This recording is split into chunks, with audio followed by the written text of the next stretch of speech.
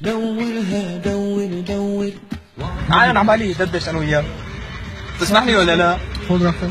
هلا انا لفتني من اول ما طلعت معك بالتاكسي راس ارجيله وما بعرف شو هذا الجهاز.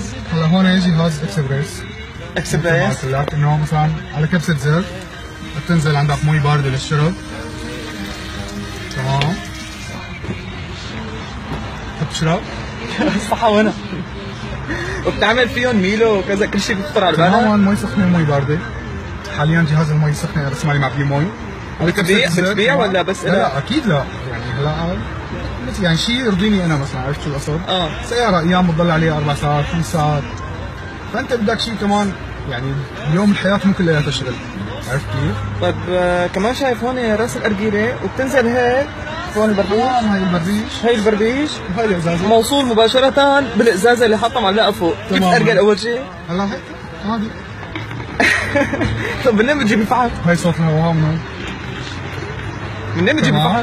هلا الفحم مثل ما بقدر شغله مثلا بالبيت.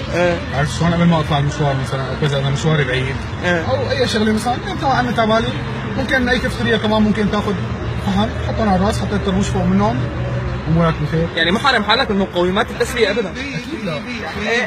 ارجل يا عين صح انا شفطتك فيني نياني نيا حني نسيني طيرني طير ده نحكي صيني متشنشو ما متشنشي